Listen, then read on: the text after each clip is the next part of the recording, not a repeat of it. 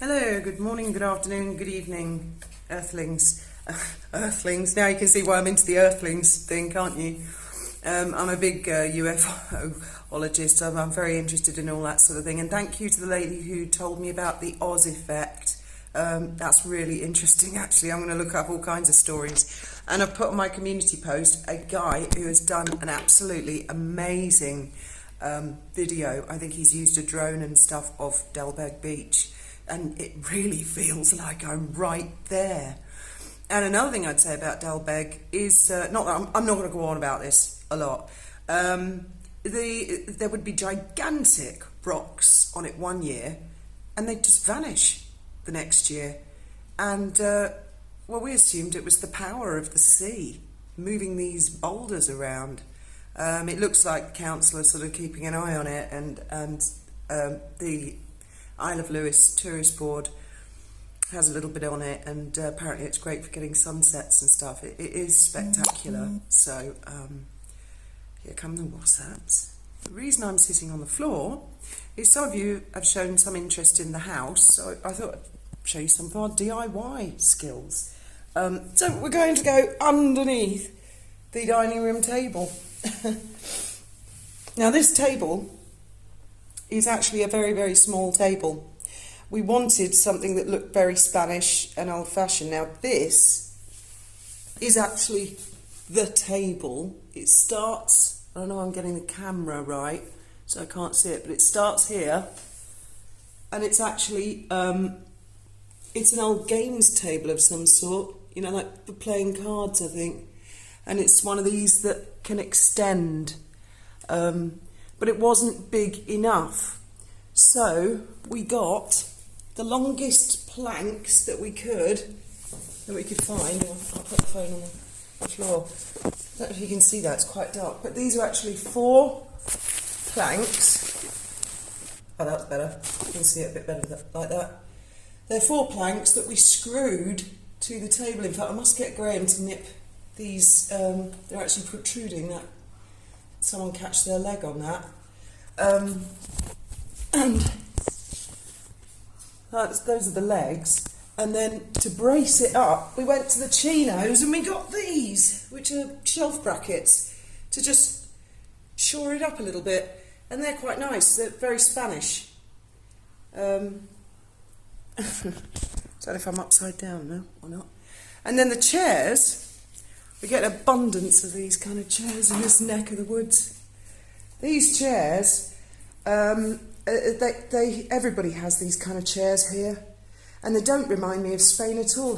When they're original, in fact, some of them, if you can see that, they're more of a sort of orangey colour originally, and to me, I mean, no offence if anyone out there lives in the Alps, but they were always a little bit yodeling, Heidi type thing. So at first, we got our daughter Faith to take a little blowtorch to them and let's go this way, and burn them so they went darker. But even that was still a bit Heidi for me. So I actually painted them with some cheap paint from the chinos.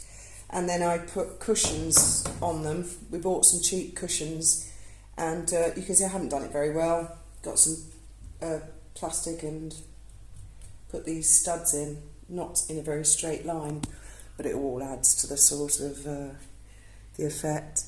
And the table, we got that from a second-hand man, and that was about, I think we paid about €30 for it. And the chairs we got for free from the bins. There were some already in the house, but the rest we got from the bins and fixed them up. And then we bought this. I think this was about €25. And these silver domes, these are fantastic, actually. These are, they were about €5 each, again from the chinos. And the really good thing about these is if you've got a family and they will not come to the table to eat food, you just leave the food underneath it, and by the morning it's all gone. And then this, these are our neighbours' lemons, and I think they're limes actually, those two. This is just plastic, totally plastic, and I sprayed it. It had a These Chinese shops, they have, they sell clothes and they always ruin them by having something like fashion written across the front, or supermodel, you know, or police officer, you know. And this had a hideous pattern on it, but I just wanted the shape, you know, a Henry VIII kind of Tudor thing. And we got these for €5, and they're actually, I don't know if they're bronze or brass, but I sprayed them black in the end because I wanted that sort of very Spanishified look and feel to it. And this mirror, that came from Gibraltar. And it was here when we got the house. It's screwed to the wall. And apparently, according to the previous occupants, it was found in the attic of a very illustrious family, an Indian family in Gibraltar. And there was a portrait of an Indian guy, and they reckon it was must have been Victorian days. And he had, I don't know the official name, but he had a turban with a huge red ruby at the front and a feather. So someone very, very important. But it was a bit damaged, and they said, oh, we'll stick a mirror in it and we'll keep the frame.